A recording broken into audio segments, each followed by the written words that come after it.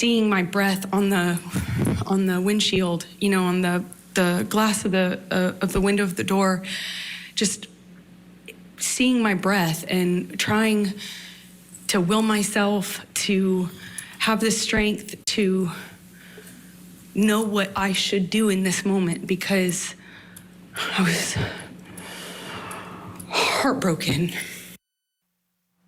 Amber Heard on the stand today. Wow, what a day. Trying to take a look at her testimony from a bunch of different perspectives. Let's bring in our expert to help us. Joining us in Alexandria, Virginia, New York Times bestselling author of the book You Can't Lie to Me, retired ATF investigator and world-renowned body language expert, Janine Driver, back with us. Janine, great to see you. Nice to see you, Vinny. Let's jump right into it and play some testimony here from Amber Heard. And this is right in the beginning of her testimony, one of the first questions that she answers. Why are you here? I am here because my ex-husband is suing me for an op-ed I wrote. And how do you feel about that? I struggle to have the words. I struggle to find the words to describe how painful this is. This is horrible for me to sit here for weeks and relive everything. Hear people that I knew, some well, some not. My ex-husband, with whom I shared a life,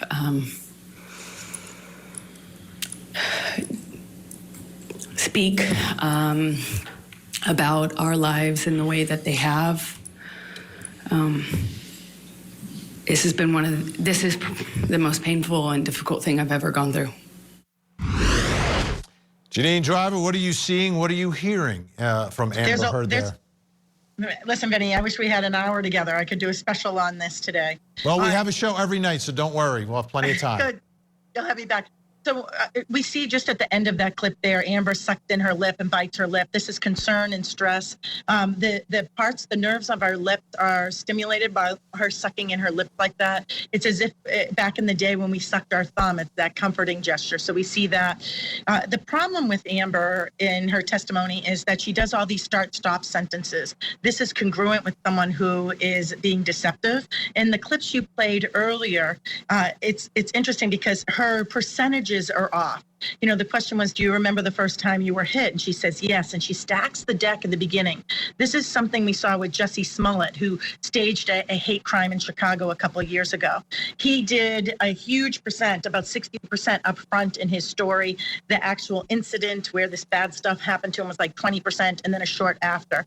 We're seeing the same thing here with Amber Heard. She's stacking the deck up front. She gives us this big stress about how much cocaine he had in this bottle. She's giving us irrelevant information. Liars will often do this, Vinny. They'll give us a lot of truthful information at the front. They're stacking the deck, right? They're telling us all these things are truthful. I believe that the cocaine was there. I believe it was a big bottle. I believe they were sitting on the couch together. The problem is when she gets to the actual attack, it is such a small percent. It's maybe 15%. We have a big before, a big after. The incident itself is small. The percentages are off here. We're always looking for about 30% up front, 20 to 30%, 50% of the attack, and then we're looking for a small after.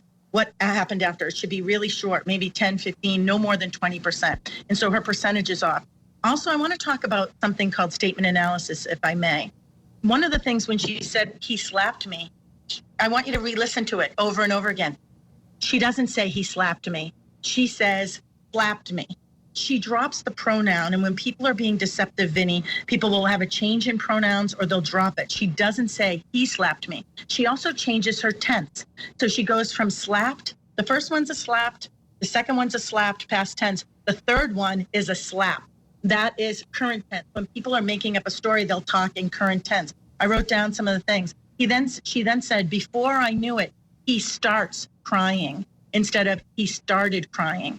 Her current tense to past tense is indicative of someone who's making up a story in the spot. I think parts of it are true and many of it is deceptive, and that's why anyone in law enforcement watching this, I spoke to law enforcement earlier today, it's laughable, sadly, what she's doing on the court.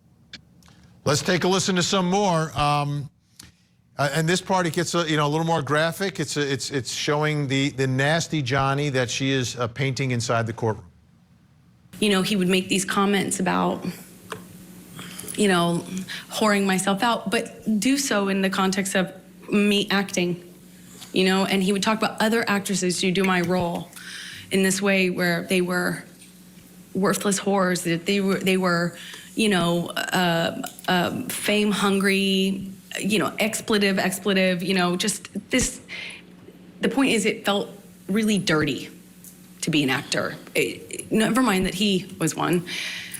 How about there? What are you seeing? I believe this is truthful. Why? Because we're seeing her leak disgust. Her upper lip is coming up, Vinny, when she's saying, you know, calling them dirty whores, and that upper lip comes up in disgust. This body language and her tone and pitch, it's all congruent, right? So we have the same tone and pitch. She's not doing these start-stop sentences. She does pause, but continues with her sentence. This part, I believe she's telling the truth. There was disgust right there when the upper lip came up. The problem is when she talks about the attacks, and I think we'll hear it again more tomorrow when we hear about supposedly more attacks. You're going to see and hear those tense changes. The body language isn't going to be congruent with what she's telling us. She also had a couple points here. You may see it. She holds her nose slightly high. When people do this, this is extreme confidence, superiority, arrogance, and indignation. So it's out of place for a battered woman to have her head held high here. It's this smugness.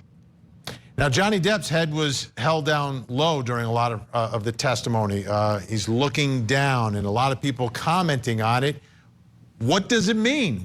I mean, I don't know if he's drawing or what he's doing there, but clearly his head is down while his ex-wife is talking about their relationship. Yeah, and he even smiles a little bit. So this is to alleviate that negative feeling and to do similar to what she did. She was writing on these notes. The interesting part here, Vinny, is usually the person that's breaking the eye contact is the person who has been abused. It's hard for them to look at the abuser, so they'll often do this eye avoidance, it's called. It's often done when someone looks away and stops looking. I can't deal with the obnoxious person that's right in front of me, and this person's not likable. And so they'll do this eye avoidance. If you've ever been in a meeting where you speak and someone does this, you immediately feel that they don't like you. It's this eye avoidance that happens when people think you're obnoxious. And many people will think, well, this is connected with deception. It is not connected with deception at all. It's connected with someone who just wants to avoid listening to an obnoxious person say whatever they're saying. Incredible insight. Janine Driver, we shall speak again. Thank you so much. Thank you, Vinny.